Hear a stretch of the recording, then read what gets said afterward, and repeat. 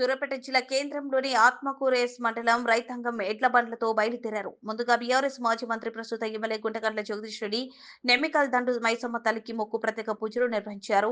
స్వయంగా ఎడ్ల బండి నడిపి యాత్రను ప్రారంభించారు. ఎడ్ల బండి యాత్రను సుమారు 5 కిలోమీటర్ల ఉత్సాహంగా ముందుకు నడిపిన జగదీష్ రెడ్డి ఈ నెల 27న వరంగల్ జిల్లా ఎల్కతుర్తిలో జరిగే రథోత్సవ సభకు 130 కిలోమీటర్ల మేర జరిగే యాత్ర చేయడం సాహసంతో కూడినదని ఎడ్ల బండ్లతో వెళ్తున్న రైతులందరికీ ప్రత్యేక అభినందనలు తెలిపారు. సూర్యాపేట నుంచి రైతులు ఎడ్ల బండ్లతో తరలి వెళ్లడం ఆనందంగా ఉందన్నారు.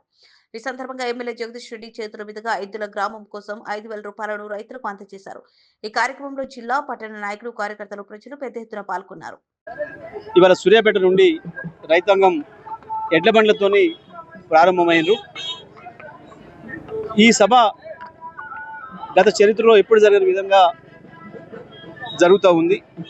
వాస్తవానికి ఇది బీఆర్ఎస్ పార్టీ రజతోత్సవ సభగా జరుపుకోవాలని చెప్పి పార్టీ నిర్ణయం తీసుకుంది.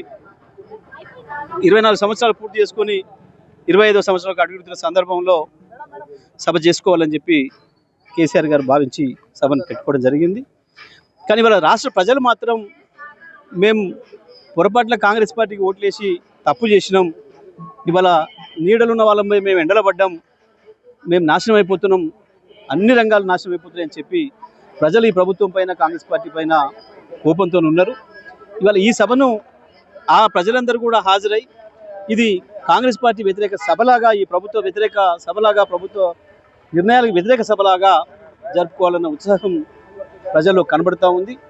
ఈ వర్గం ఆ వర్గం అని కాకుండా అన్ని వర్గాల ప్రజలు, ప్రత్యేకించి రైతాంగం అసలు వ్యవసాయమే దండగా అన్న పరిస్థితి నుంచి వ్యవసాయాన్ని పండగలాగా మార్చిన కేసీఆర్ను మేము వదులుకోవడం అనేది అది పెద్ద పొరపాటు అని చెప్పి ఇవాళ రైతాంగం భావిస్తూ ఉంది ప్రధానంగా. అందుకే ఇవాళ రైతాంగం పెద్ద ఎత్తున మేము ఎడ్ల బండ్ల మీద పోతాము అని చెప్పి వారు 10-15 రోజుల క్రితమే నాకు వచ్చి చెప్పడం జరిగింది.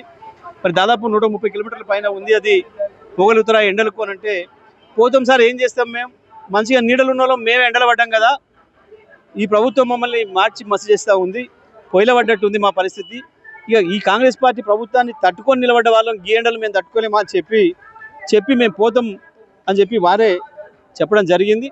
మరి వెళ్ళాలంటే 5-6 రోజుల ముందుకు వెళ్తే తప్ప చేరుకోరు అని చెప్తే వారే వెళ్ళి చూసుకొని వచ్చి మేము 5 రోజుల్లో చేరుకోగలుగుతాం తప్పకుండా అని చెప్పి వారు ఏర్పాట్లు చేసుకొని ఎక్కడ ఆగాలి, మధ్యలో ఎండ సమయంలో ఎక్కడ ఆగి ఉండాలి, రాత్రిపూట ఎక్కడ ఆగాలి అనే దానికి ఒక నిర్ణయం చేసుకొని, ఒక ఏర్పాటు చేసుకొని మరి పెద్ద ఎత్తున ఎడ్ల బండ్ల మీద కదిలిండ్రు.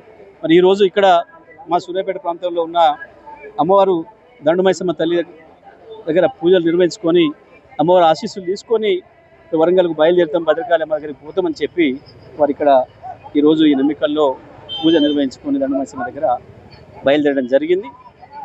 వీళ్ళు 5 రోజుల్లో అక్కడికి సభా ప్రాంగణానికి చేరుకుంటారు.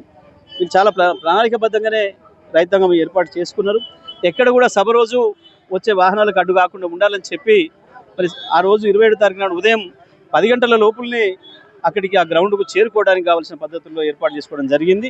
తప్పకుండా మేము ఎలకతుర్తికి చేరుకుంటాం, ఆ మట్టిని ముట్టుకుంటాం, కేసీఆర్ను చూస్తాం, కేసీఆర్ మాటలు వినే వస్తామని చెప్పి పట్టుదలతోని ఇవాళ ఈ రైతాంగం అంతా కదిలిన విధానాన్ని చూస్తే ఈ ప్రభుత్వం పైన